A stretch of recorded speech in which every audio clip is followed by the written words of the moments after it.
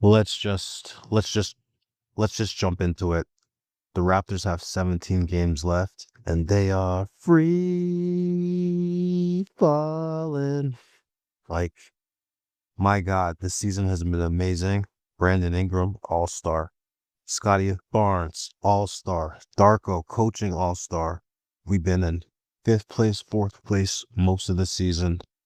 Things have been going well. We've been overachieving, but it's been good because we've been overachieving. Things have been great.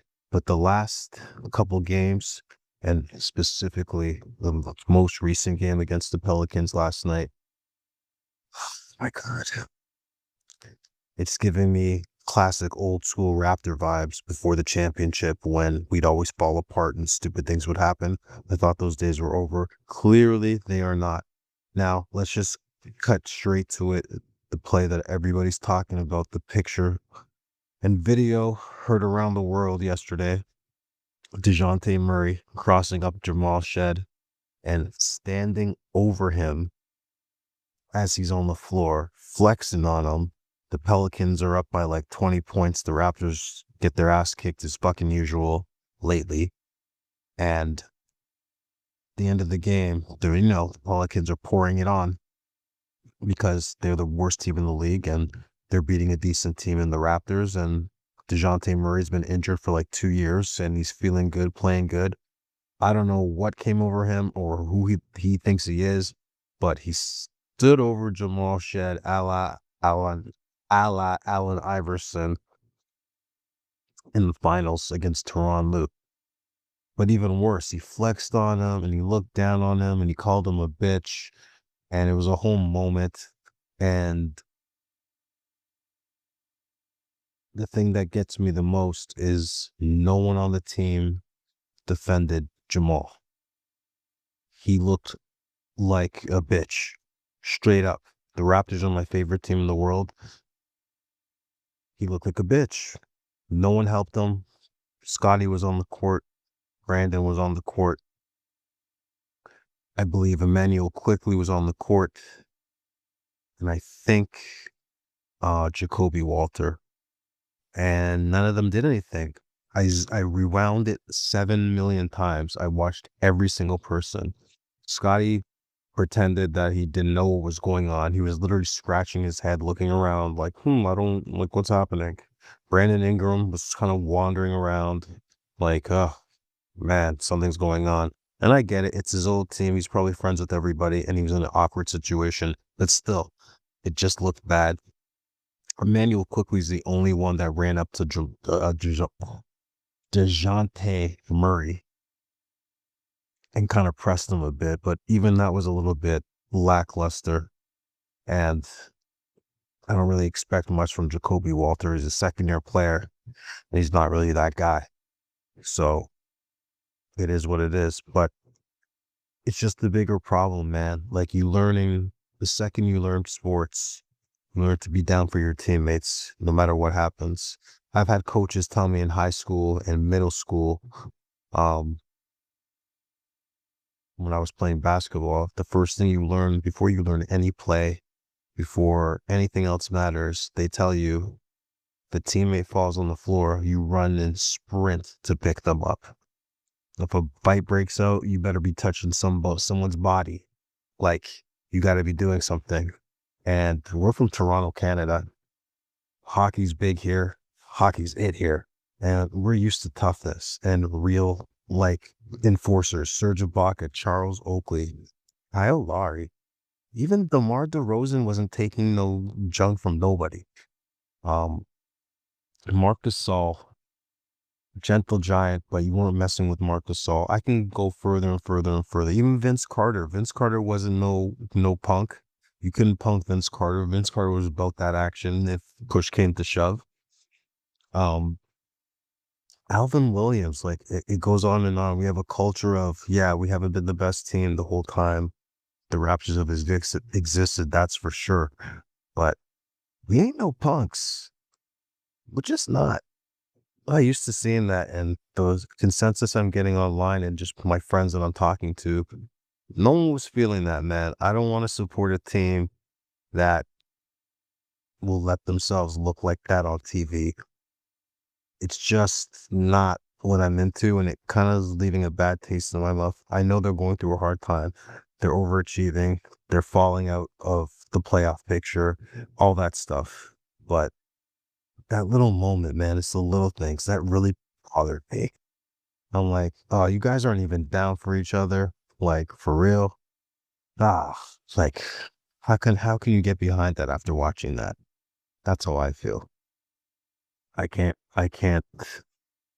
I've been in and out of the season anyway because, I've been watching from a distance, but the Raptors always seem to let me down. They don't have a center. The whole Jakob back hurting situation in and out of the lineup, small ball, starting a rookie, a 6'7" rookie to be our center. Like, I can't get with that. It's stupid. We have one 7-footer who is one-dimensional. I love Jakob. Let me get on my rant for a second. I love Jakob. I really actually do. Great screen setter, great roller, directs traffic from the post, great shot blocker, or used to be. But he's one-dimensional. He cannot shoot. He's got that little push shot.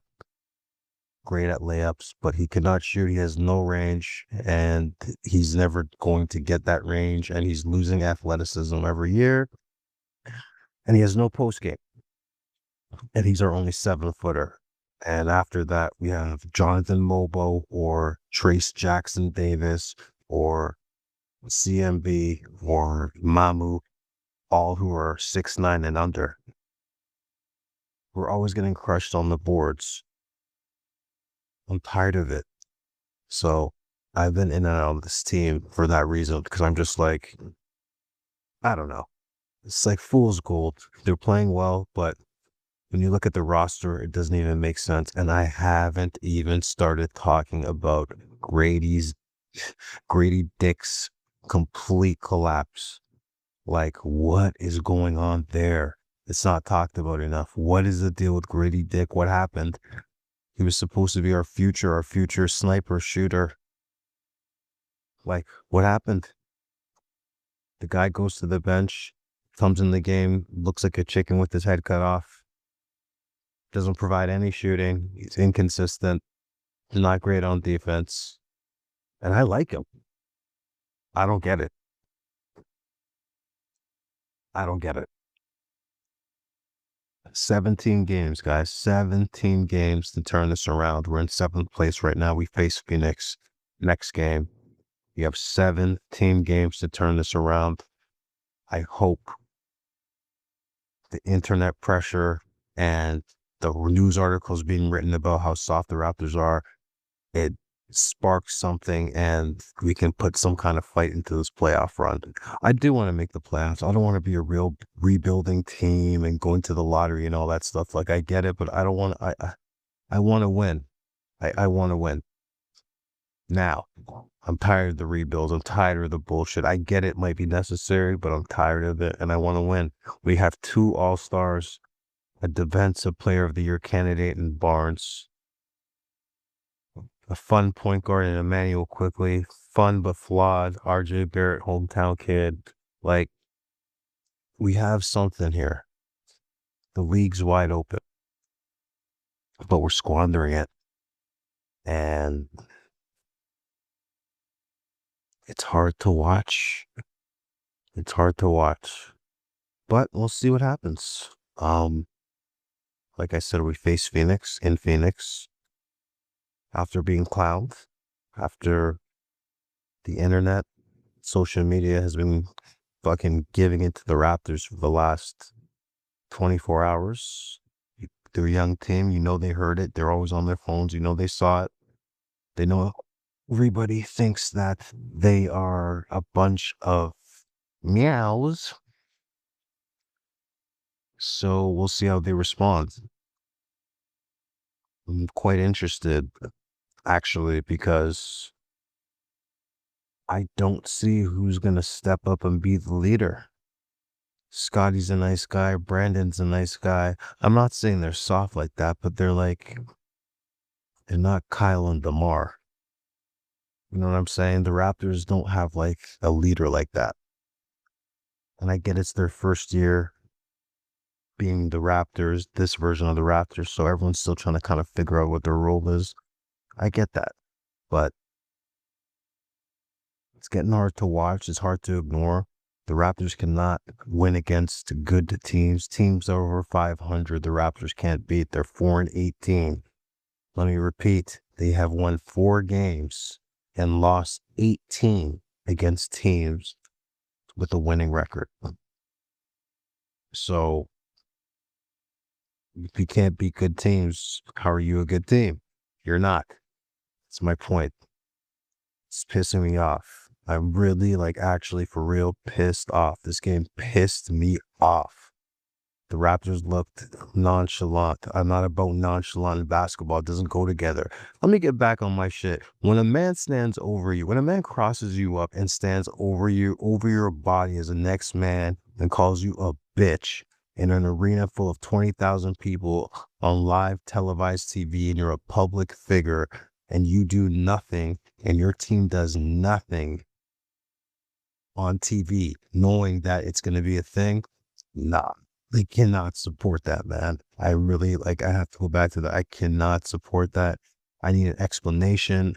I need something because that's not going to cut it for me. I'm from a hockey town. I hate hockey, but I'm from a hockey town. I'm Canadian. That shit don't fly, man. You're not going to stand over nobody. In the rec league at YMCA, if I'm playing ball, someone crosses me up and I fall and they hit a shot and they stand over me, man, there's going to be some furniture moving up in there. And I'm not even a tough guy. I'm mild-mannered for the most part. I'm not about fighting, but in basketball, you're not going to stand over me, man. And if I did that to somebody else, I expect to be slapped in the face or something to go down. You got to be kidding me. These are professional athletes on TV and they didn't do anything, and it might seem like a small deal, but I've been watching this team since 1995.